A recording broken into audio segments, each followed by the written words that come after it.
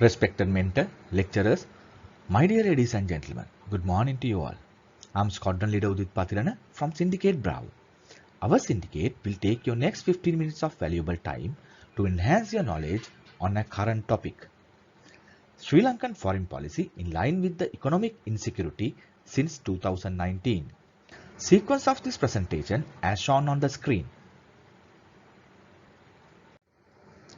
The aim of this presentation is to explore and analyze the deviation of the Sri Lankan foreign policy since 2019 in line with the economic insecurity and external political alliance. Introduction. I quote, Indian Ocean is the key to the seven seas in the world in 21st century. Whoever controls Indian Ocean will dominate Asia. The destiny of the world will be decided on its waters. I unquote. Stated by Admiral Alfred Dare Mahan in 1890. Sri Lanka's strategic location can be equated to the Japan's location at the Pacific Ocean and the Great Britain's location in the Atlantic Ocean in the global context. In year 2021, as stated by Masmood, Asia is transforming as the pivot of the global affairs, where the Indian Ocean will be experiencing countless encounters of global superiors in future. As highlighted by Muramudali and Samaranayaka in year 2017, the augmenting external debt payments of Sri Lanka posed an imminent threat to the economy of Sri Lanka in future. In present context, we are experiencing the same effect due to the economic insecurity. In moving forward, Squadron Leader Durage will present the economic insecurity of Sri Lanka. The economic insecurity in Sri Lanka. Sri Lankan government declared an economic emergency in August 2021 because of rising food prices, depreciating currency and depleting forex reserves, indicating subsequent economic insecurity. The President of Sri Lanka, His Excellency Gotabaya Rajapaksa, informed the military to manage this crisis by rationing the supply of essential goods for people. However, it is important to see what are the factors led to the current economic instability in Sri Lanka. Where tourism industry concerned, it has hardly hit to the Sri Lankan economy since it representing more than 10% of GDP of the country and brings in huge foreign exchange.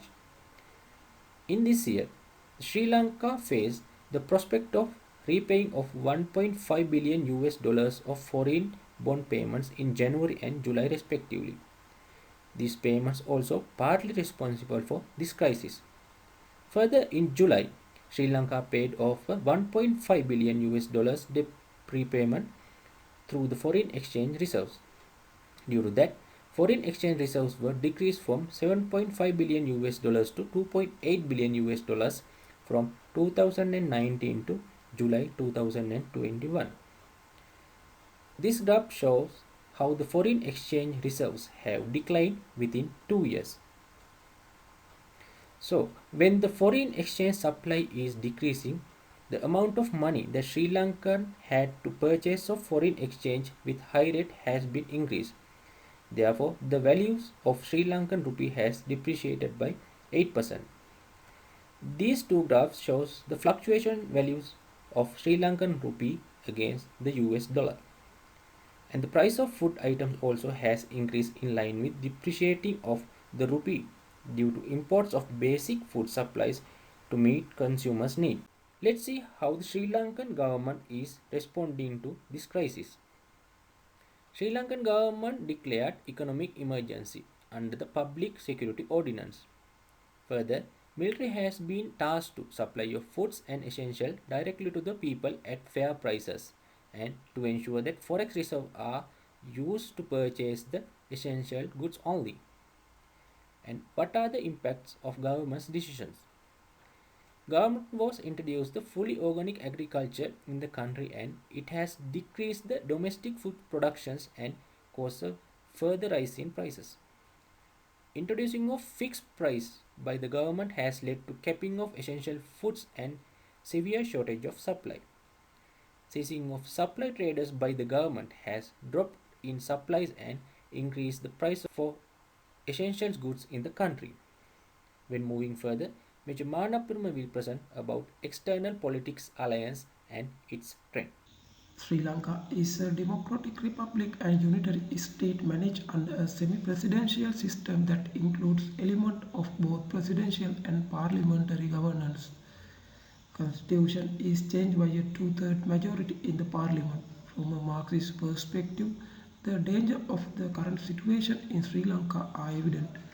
Sri Lanka foreign policy is far more complicated than opposition politicians or those seek in power in the country would have the public believe. As a result, the government's foreign policy perspective appear to be in a constant state of Sri Lanka is sometimes depicted as being at a geopolitical crossroad between many countries, notably India, China, and the United States, despite the fact that this frame should be calculated through the lens of other progresses, both within the state and in the area transitions.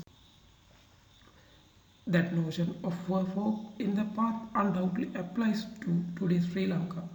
Geopolitical development, including China's growing spheres of influence in Asia, as well as other structural imperatives, are increasingly influencing the country's foreign policy.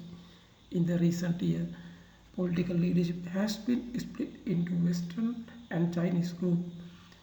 This was evident during the recent constitutional crisis when Sri Lanka had two prime ministers, one of whom was backed by China and other by the West.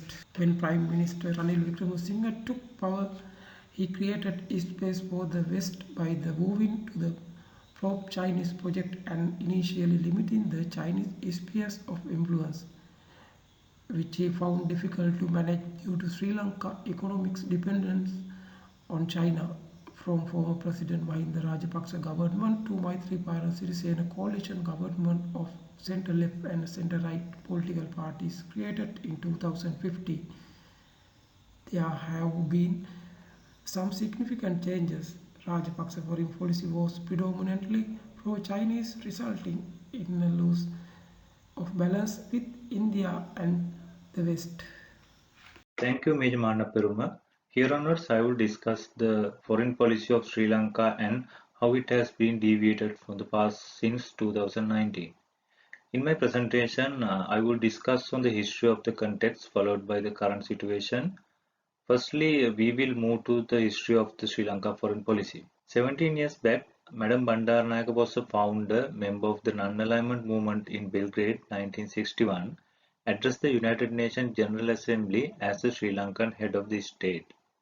She omitted any reference whatsoever to the non-alignment movement, the foundation of our identity and way of being in world affairs and the global family we belong to. Secondly, I would discuss on the current situation of the foreign policy of Sri Lanka. During the period of 2006 to 2019, it is observed the change of the evolution of the country's domestic politics and foreign influence. Some of them are drastic from the former two governments with centre-left and centre-right political parties installed in Sri Lanka. One party practiced a large pro-Chinese foreign policy, losing the balance with India and the West.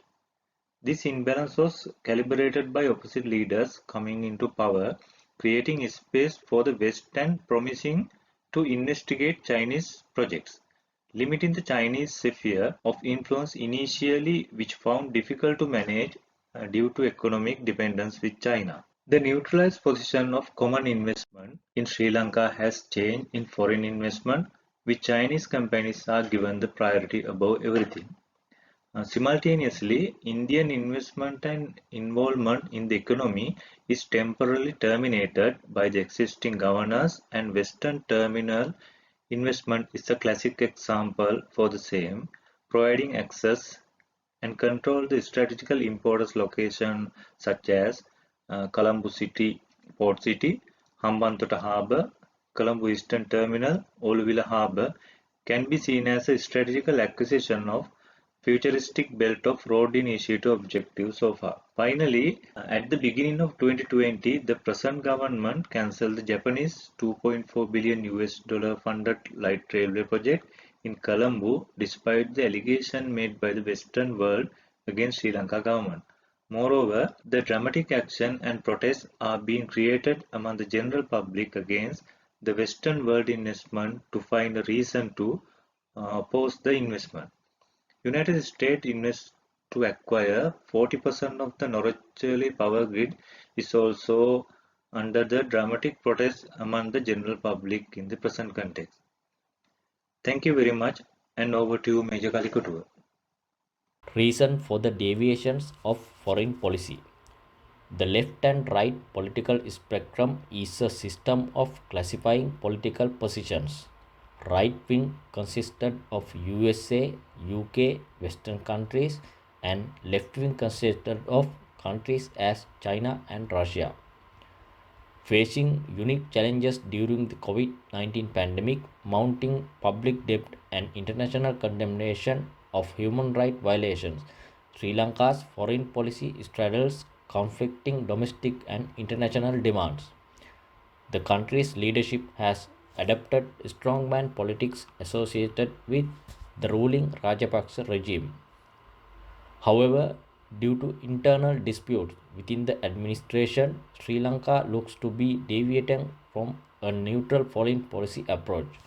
Although India responded to Sri Lanka's move at the start of the pandemic by supplying medical supplies, and Sri Lanka terminated the deal with the India and Japan to build the East Container Terminal, as well as India abstained from voting in support of Sri Lanka during the UNHRC resolution process.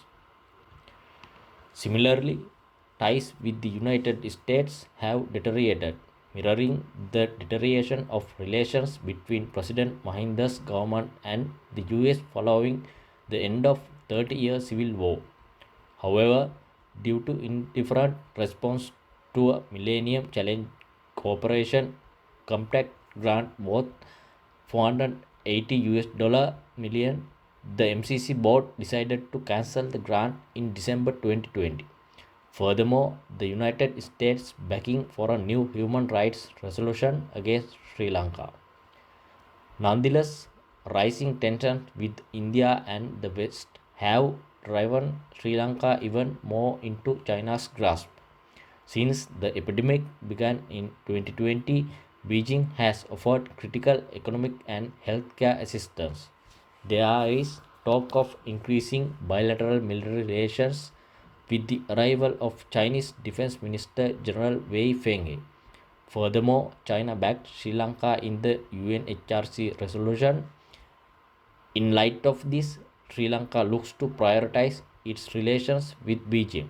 This appears to be a deviation from the Gotabaya government's initial pledge to pursue a neutral foreign policy. With that, Squadron Leader Patirana will continue with conclusion. Recommendations and suggestions. Sri Lankan government should consult International Monetary Fund to recover from the existing debt trap. Accordingly, Sri Lanka could be able to reinstate its secured economy and to maintain a neutral foreign policy in future. Further, Sri Lanka is to strengthen the diplomatic relations with neighboring India and to provide equal opportunities to all investors in the world. However, Sri Lanka must be very careful in dealing with China, but should not let China to interfere in its Sri Lankan's internal and external matters. Conclusion. From the introduction onwards, we have emphasized the internal political alliance towards China.